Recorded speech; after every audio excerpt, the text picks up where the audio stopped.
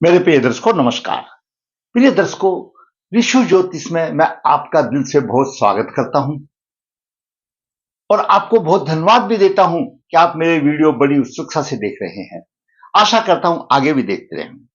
जैसे कि आपको पता है, मैं आमतौर पर कुंडली में जो वास्तविक शुभ या अशुभ योग है उनके ऊपर वीडियो बना करके आपका मार्गदर्शन करता हूं। मैं हमेशा बताता हूं कि आपको अगर मेरा वीडियो अच्छा लगता है तो लाइक करें और कमेंट्स बॉक्स में कुछ दो शब्द लिखें ताकि मेरा मनोबल ऊंचा उठे। और ज्ञानवर्धक वीडियो आप समझते हैं तो उसको शेयर भी करें। जिसने मेरा चैनल सब्सक्राइब नहीं किया सब्सक्राइब करें ताकि मेरा मनोबल भी ऊंचा हो। मैं भी ये समझूं भाई मेरे दर्शकों को मेरा वीडियो का कुछ लाभ हो रहा है, कुछ अच्छा लगता है। मैं अपनी तरफ से कोशिश ये करता हूं कि आपकी ज्ञान वृद्धि हो और मेरा एक एक शब्द शास्त्रों द्वारा जो है और उसको मैंने अनुभव में उतारा है, वही प्रभाव मैं आपको बताता हूं। आज की एक महत्वपूर्ण कुंडली में हम आपका मार्गदर्शन करेंगे। एक जातक की कुंडली में अगर अष्टम भाव में गुरु अपनी राशि में हो, पाप ग्रह की राशि नीच अपनी राशि में हो, नीच राशि में हो और उच्च राशि में हो, परंतु वह वक्री हो तो उसका क्या प्रभाव होगा। क्यों अष्टम भाव की सीधी दृष्टि धन भाव पर पड़ती है और गुरु धन का कारक है और अष्टम भाव भी गूढ़ धन है, मतलब छिपा हुआ धन है। लेकिन फर्क है, अगर साधारण तौर पर गुरु की दृष्टि अष्टम भाव पर होगी, वक्री नहीं होगा तो ऊपर उठाएगा। और गुरु अपनी राशि में होगा, उच्च राशि में होगा, नीच राशि में होगा और वक्री होगा तो आसमान से नीचे गिरा कर रख देगा। क्या प्रभाव होगा। मंगल सप्तम भाव में अपनी राशि में हो, अष्टम दृष्टि उसकी धन भाव पर पड़ती है, वो भी धन के लिए कहीं ना कहीं अच्छा रहता है। धन भाव का स्वामी और पंचम भाव का स्वामी अस्त हो, उसको क्या प्रभाव देगा वो भी हम विचार करेंगे। दर्शकों, सबसे पहले कुंडली के 12 भाव हैं जो मैंने बताया। ये अष्टम भाव है और ये धन भाव है। गुरु धन भाव का कारक है। अष्टम भाव में अगर सामान्य तौर पर शुभ फल देगा, धन की उच्च अच्छे वारे किनारे देगा, लेकिन अपनी राशि में हो, नीच राशि में हो और उच्च राशि में हो और वक्री हो, वक्री की कंडीशन साथ में, तो धन की हानि होगी। तो पंचम दृष्टि से खर्च को करेगा, खर्च भाव को खर्च को भी देखेगा, खर्च अधिक होगा और सप्तम दृष्टि यहां पर धन की समस्याएं देगा और नवम दृष्टि से चतुर्थ भाव को देखेगा, यहां पर सुखों की हानि करेगा। इतना अंतर आ जाता है। साधारण तौर पर कह देते हैं अगर अपनी राशि में हो, गुरु तो अपनी राशि में है, लेकिन यह देखना पड़ेगा कि वक्री है या मार्गी है। मार्गी है तो ठीक है, वक्री है तो परेशानी देगा। देखिए, द्वितीय और पंचम भाव, द्वितीय और पंचम भाव का स्वामी अस्त है, परेशानी आ जाती है। शिक्षा, संतान की, धन की परेशानी आ जाती है। अष्टम भाव में सह राशि में वक्री गुरु और पाप प्रभावित हो, विपरीत फल देगा, दरिद्रता कर देगा। सप्तमेश पर राहु का प्रभाव हो तो जरूरी बात है दाम्पत्य जीवन में मधुरता कम होगी। चंद्रमा पीड़ित हो तो मानसिक बल भी कमजोर होगा, चाहे लगन किसी भी कुंडली का हो। सप्तमेश मंगल द्वितीय भाव को देखे, सुशाल पक्ष धन का मिलेगा। अगर सप्तम भाव में मंगल अपनी राशि में है तो तब की बात बता रहा हूं। तो ये आपके बिंदु हैं और इन्हीं पर हम विचार करेंगे। एक पुरुष जातक का जन्म 24 अगस्त 1984, अष्टम भाव में देवगुरु बृहस्पति वक्री या पाप प्रभावित है, सप्तमेश पर राहु का प्रभाव है। जगह छोटी है, हम ये विचार कर देंगे। 24 अगस्त 1984 कृष्ण पक्ष त्रयोदशी पुष्य चरण 2 शुक्रवार को हुआ। पुष्य चरण 2 उन 5 में से है जो कि अपने आप को व्यवस्थित कर लेते हैं, अच्छा माना गया है। जन्म के समय पर वृषभ लगन हुआ, वृषभ लगन के 12 डिग्री है और वहीं पर राहु 8 डिग्री लेकर के 21 मिनट है। तृतीय भाव में चंद्रमा अपनी राशि का है, चतुर्थ भाव में सूर्य अपनी राशि का है, बुध अस्त है, बुध द्वितीय भाव का असामी है, पंचम भाव का असामी अस्त हो गया और शुक्र लगने 27 डिग्री लेकर के विराजमान है, कमजोर है। सप्तम छठे भाव में शनि उच्च राशि में 13 डिग्री लेकर के, अष्टम भाव में मंगल अपनी राशि में केतु के साथ है। सप्तम भाव में, नवम भाव में गुरु धन भाव में, धनु भाव में अपनी राशि में वक्री है। यह ग्रहों की स्थिति रही। दर्शकों, शनि की महादशा, क्यों पुष्य नक्षत्र के स्वामी शनि है, शनि की महादशा 95 तक खत्म हो गई। 84 का जन्म था और 95 तक खत्म हो गई, तो 6 यानी आप ये समझो 11 साल की आयु जब बालक की थी, जब शनि की दशा खत्म हो गई। अब 11 साल की आयु से उसकी महादशा चली शुक्र की। शुक्र की महादशा 2012 तक 28 वर्ष रही और शुक्र अस्त है और धन भाव का स्वामी और पंचम भाव का स्वामी है। आप अभी अंदाजा लगाइए, जिस टाइम पर बच्चा 11 साल का था और 17 साल की बुध की महादशा है, तो 11, 17, 28 साल, वही तो कुछ कर गुजरने के हैं और उसी टाइम पर अशुभ दशा आ गई और बुध अस्त है, प्रभावहीन है। बालक की शिक्षा छूट गई, अधूरी छूट गई, धन के लाले पड़ गए, धन के अभाव में बच्चा पढ़ नहीं पाया। और देखिए, आप अंदाजा लगाइए, वही 11 साल में हमारा बच्चा क्यों कौन सी क्लास में होगा, 6ठी या 7वीं क्लास में होगा, बस इतना ही होगा। और 28 साल तक उसकी शादी वादी सब यानी उम्मीद करते हैं, वही कुछ कर गुजरने की आयु होती है।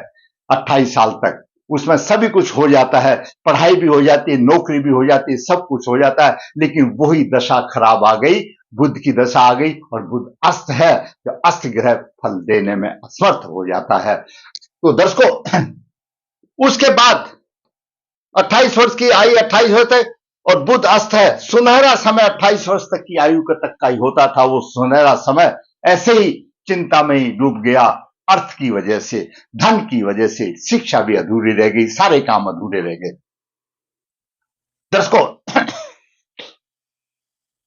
द्वितीय और पंचम भाव का स्वामी अस्त है, द्वितीय पंचम भाव का स्वामी अस्त है, शिक्षा में परेशानी आई। वृषभ लगन वाले बलवान होते हैं, बलिष्ठ होते हैं और ये इनका व्यक्तित्व ऐसा होता है कि अपने आप लोग बागों को अपनी तरफ खींच लेते हैं। खाली रहना इनको पसंद नहीं आता, हमेशा कुछ ना कुछ करते रहते हैं और योजनाबद्ध से वो काम करते हैं। अगर उसके कोई गलत काम भी हो जाए तो घंटों तक वो पछताते भी हैं। और लगन का स्वामी चतुर्थ भाव में हो, माता पिता का अच्छा भाग होता है और शुक्र है तो वाहन वगैरह का सुख मिलता है। एक साधारण बात है, लेकिन तब मिलेगा ना जब आमदनी आएगी, धन होगा। तो एक साधारण ग्रहों का प्रभाव होता है। अब बात करें सूर्य की, सूर्य अपनी स्वयं राशि में है, माता भूमि मकान का अच्छा होगा, लेकिन बंधु बांधुओं से व्यर्थ का झगड़ा करेगा। भूमि मकान का सुख तो रहेगा और व्यवसाय में थोड़ी सी कमी देगा, क्यों, शत्रु राशि को देगा। चंद्रमा अपनी राशि में है, तीर्थ स्थान में है, लेकिन चंद्रमा एक मन का कारक है और शनि से पीड़ित है, तो मन उसका शुद्ध हो गया, मानसिक बल कमजोर हो गया। शनि की दशम दृष्टि में चंद्रमा फंस गया, कोई फायदा नहीं हुआ। बात करें मंगल की, मंगल सप्तम भाव का स्वामी, द्वादश भाव का स्वामी है, राहु केतु का प्रभाव है। दर्शकों, राहु यहां पर, मैं चलो राहु में अभी की बात बता देता हूं। अगर यहां पर किसी भी कुंडली में सम राशि में राहु है, सम राशि कौन सी होती है, 2, 4, 6, 8, 10, 12, इनमें वृश्चिक राशि को छोड़ करके बाकी सम राशियों में है, कभी राहु दो व्यवहार नहीं कराता। दुख सुख आकर के गाड़ी चलती है, लड़ते झगड़ते चलती है, दो व्यवहार नहीं होते। अगर लगन में राहु वृश्चिक राशि में, उसको अपवाद है, वृश्चिक राशि को छोड़ दो जो मंगल की राशि है, वृश्चिक राशि होने दो, कन्या राशि होने दो, या अपना मकर राशि होने दो, मीन राशि होने दो, जो सम राशियां हैं उनमें कभी दो व्यवहार नहीं करता। सुबह लड़ेंगे, शाम को एक हो जाएंगे, लड़ते झगड़ते काम चलता रहता है, बड़ी अच्छी बात है। तो मंगल यहां से अष्टम दृष्टि से धन भाव को देख रहा है। मंगल जीवन साथी है, तो जीवन साथी की तरफ से भी धन मिलता है, ससुराल से धन मिलता है, धन आगमन होता है। बुध अस्त हो गया, धन की कमी आ गई और शिक्षा की, संतान की कमी आ गई, दिक्कतें आ गई। अब बात आते गुरु की, जो कि असली हीरो है इस वीडियो का। गुरु अष्टम भाव में, एकादश भाव का स्वामी है और अष्टमेश है और अष्टम भाव में वक्री हो गया। यहां पर अभी अगर यहां पर वक्री ना हो, उच्च राशि में ना हो, नीच राशि में ना हो, वक्री ना हो, तो क्या प्रभाव देगा यहां पर गुरु। किसी भी लगन की कुंडली हो, कोई भी लगन की कुंडली हो, मैं साधारण प्रभाव बता रहा हूं, कोई भी लगन में आपकी कुंडली हो, अगर यहां पर गुरु है तो उसकी 3 दृष्टि होती है, द्वादश भाव को देखेगा, धन भाव को देखेगा और चतुर्थ भाव को देखेगा। किसी भी लगन की कुंडली हो, साधारण तौर पर अच्छे मार्ग से धन कमाएगा, पारिवारिक और सामाजिक सुख की उसको कमी नहीं होगी, मित्र संबंधी सभी सहायक होंगे और ससुराल से भी धन मिलता है, राज सेवा में उच्च पद भी प्राप्त कर लेता है, समाज में महत्वपूर्ण व्यक्ति समझा जाता है और धन की कमी नहीं होती। परंतु यहां पर लेकिन बस परंतु लग गया, परंतु यहां पर गुरु अगर आपका उच्च राशि में हो, स्वय राशि में हो, नीच राशि में हो और वक्री हो तो इसके विपरीत फल मिलेंगे। कोई भी उसको उच्च पद नहीं मिलना, कोई किसी से समझौता नहीं, धन की आमदनी कहने का मतलब दरिद्र हो जाएगा। जो मैंने बताया उसको कुछ नहीं मिलेगा, पारिवारिक सामाजिक कोई भी प्रतिष्ठा उसको नहीं मिलेगी और धन के लाले पड़ जाएंगे यहां से होने से। और गुरु ही इस वीडियो का नायक है आज के में। अब बात करें शनि की। शनि 9 भाव का स्वामी, 10वें भाव का स्वामी, 6ठे भाव में उच्च राशि में है। उच्च राशि में शनि सभी प्रकार के भौतिक सुखों को जुटाने में समर्थ तो होता है, किंतु जातक स्वयं मानसिक रूप से तनाव रहता है, उसका खर्चा अधिक होता है। क्यों? नीच दृष्टि से देख रहा है, खर्चा अधिक होता है, खर्चा अधिक होता है। बाहरी संबंधों से उसको लाभ होता है। क्यों? बाहरी विदेश भाव का है तो नीच राशि देता, उसको लाभ नहीं होता, हानि होती है। और 10वीं दृष्टि 3ठे भाव पर देख रहा है, भाई बहन की हानि होगी, लेकिन पराक्रम बहुत होगा, उसका पराक्रम का बली होगा और अच्छी तरक्की भी करता है, लेकिन धन की समस्या लगी रहेगी। धन के विषय में तो परेशानी रहेगी, उसको धन की समस्या हमेशा लगी रहेगी, क्यों पूरे धन को खर्च कर देगा। और तीसरी दृष्टि यहां पर गुरु को पीड़ित कर, गुरु एक तो वक्री हो गया और दूसरा शनि के प्रभाव में आ गया। मैंने बताया था अष्टम भाव में शनि उच्च राशि में हो, स्वय राशि में हो, नीच राशि में हो, वक्री हो या पाप प्रभावित हो तो अशुभ फल देता है, धन और प्रतिष्ठा की कमी कर देता है, दरिद्र योग बना देता है। अब बात करें राहु। राहु लगन में है, चतुराई से अपने सारे कामों को साध लेता है, समर्थ होता है, लेकिन क्यों मानसिक रूप से तनाव रहता है उसको। क्यों? लगन में राहु बैठा हुआ है। स्वास्थ्य कभी कमजोर होगा, परेशानी रहेगी, शिक्षा में अच्छी तो होगी, क्यों कन्या राशि को देख रहा है, राहु की तरफ से अच्छी होगी। बुध ने तो गिर दिया, राहु क्यों कन्या राशि के लिए बलवान होता, अच्छी होगी। दाम्पत्य सुख में परेशानी आएगी, भाग्य में अवरोध आएंगे। अब बात करें केतु की। केतु जीवन साथी से मधुरता में कमी रखेगा, व्यवसाय में दैनिक व्यवसाय में परेशानी देगी और संघर्ष में जीवन रहेगा। स्वास्थ्य कमजोर रहता है और उतार चढ़ाव लाव के रहेंगे, तो ये हालत इसकी रही। और केतु सप्तम अष्टम 9वें दृष्टि चंद्रमा को भी पीड़ रहा है, यानी चंद्रमा पर केतु का भी प्रभाव है और शनि का भी प्रभाव आ गया। चंद्रमा पीड़ित हो गया। मानसिक बल कहां से होगा?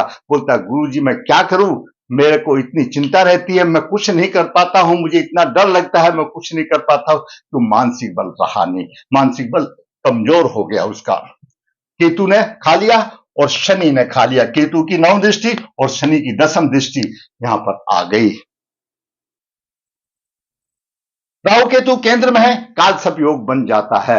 ये अनंत नामक कालसर्प योग बनता है। इसके प्रभाव से संघर्ष में जीवन होगा और कुटुंब से परेशानियां आएंगी और हमेशा भय लगा रहेगा, हमेशा भय लगा रहेगा। उपाय की बात करें, हमेशा सूर्य को अर्घ दे, हमेशा सूर्य को अर्घ दें, कालसर्प दोष का निवारण करें, कालसर्प दोष का निवारण करें, सूर्य को अर्घ दें और चंद्रमा केतु की और शनि केतु की शांति कराएं और भाग्यवती लॉकेट शुक्र का, बुध का और शनि का गले में धारण करें, अवश्य फायदा होगा।